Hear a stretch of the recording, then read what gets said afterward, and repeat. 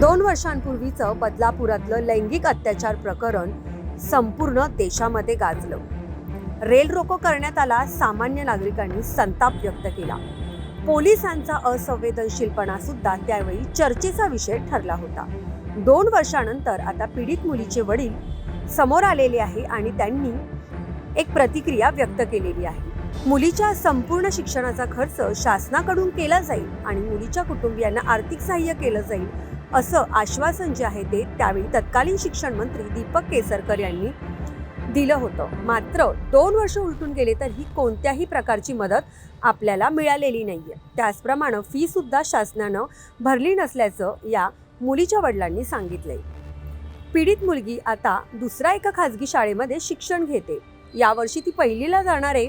तिची मागच्या वर्षीची फी मनसेचे पदाधिकारी संदीप पाचंगे यांनी भरली होती. तर आता पहिलीची फी भरण्यासाठी शाळेकडून विचारणा झाल्यानंतर पीडित मुलीच्या वडिलांनी शिक्षण अधिकाऱ्यांना संपर्क साधला. त्यानंतर शिक्षण अधिकाऱ्यांनी असं सांगितलं की शासनाकडून याबाबत कोणतीही ऑर्डर आपल्याला आली नाहीये. त्यामुळे एकंदरीतच शासनाच्या या कारभारावर पीडित मुलीच्या वडिलांनी नाराजी व्यक्त केलेली आहे. पाहुयात त्यांनी नेमकी काय प्रतिक्रिया दिली आहे. बदलापूर आदर्श विद्या मंदिर 2024 ऑगस्ट मध्ये जेव्हा 2 मुलीवरती अतिप्रसंग झाला आणि जे अतिप्रसंग झालेल्या मुलीवरती त्याचा एक वडील मी बोलतोय. त्यावेळेस दीपक केसरकर हे शिक्षण मंत्री होते. त्यांनी अनेक मोठ्या घोषणा केल्या, की मुलीचे शिक्षणाचा खर्च राज्य सरकार उचलेल किंवा त्यांच्या कुटुंबांना आर्थिक सहाय्य देण्यात येईल. पण या गोष्टीला 1.5 वर्षाच्या वर झालं. त्यातली ही एक गोष्ट पण आजूपर्यंत काय आले नाही आम्हाला. आमच्यापर्यंत पोहोचली नाहीये. ना शासनाकडनं आम्हाला लेखी स्वरूपात भेटलंय, ना आर्थिक सहाय्य स्वरूपात भेटलंय. जेव्हा शाळेकडनं आम्हाला विचारण्यात आली फीसाठी, तेव्हा आम्हाला बोलण्यात आले, की मुलीची फी बाकी आहे. तेव्हा मी शिक्षण अधिकारी राक्षे साहेब यांना कॉल केला. तेव्हा त्यांना बोललो, की मुली शाळेमध्ये फी मागत आहे मुलीच्या शिक्षणासाठी, की सरकारने आम्हाला बोलले होते, की शिक्षणाचा खर्च राज्य सरकार उचलेल. पण अजूनपर्यंत काही घडलं नाही. तेव्हा राक्षस साहेब बोलले, की आम्हाला फक्त ॲडमिशनसाठी बोलण्यात आलंय. बाकी फीसाठी अजूनपर्यंत आम्हाला वरतून ऑर्डर भेटली नाहीये.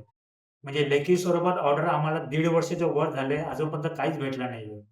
ठीक आहे, आम्ही पैशाचं मागणी करत नाही. कमीत कमी मुलीच्या शिक्षणाची जबाबदारी सरकारने घ्यावी.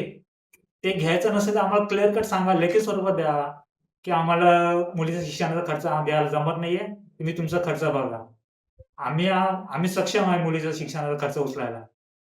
पण तुम्ही बोलतात वेगळे आणि करतात वेगळे हे चुकीचं गोष्ट होतंय ना.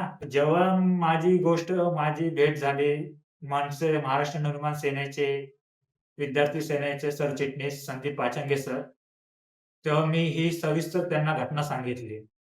तेव्हा त्यांनीही कुठल्याही गोष्टीचा पाठचा पुढचा विचार न करता माझ्या मुलीचं शिक्षणाचं पूर्ण वर्षाचं फी त्यांनी स्वतःच्या नावाने पैसे भरून त्यांनी शाळेमध्ये जमा केली आणि माझ्या मुलीचं शिक्षण सुव्यवस्थितपणे चांगल्या प्रकारे झालं. आज माझ्या मुलीचं ॲडमिशनसाठी परत विचारणा करण्यात आली. तर आम्ही सरकारला सांगितलं किंवा शिक्षण विभागाला सांगितलं, की बाबा आता मुलीचं ॲडमिशन आहे, की आम्हाला अजूनपर्यंत लेखी स्वरूपात भेटला नाहीये, की मुलीचं ॲडमिशन थांबलंय आमचं. तर ते आम्हाला काय बोलण्यात आले, की ना वरतून अजून ऑर्डर भेटल्या नाहीये. म्हणजे अजून 3-4 वर्ष किंवा 10 वर्ष आम्हाला ऑर्डर भेटणार नाही. मग तोपर्यंत मुलीला असंच थांबून ठेवायचं का आम्ही?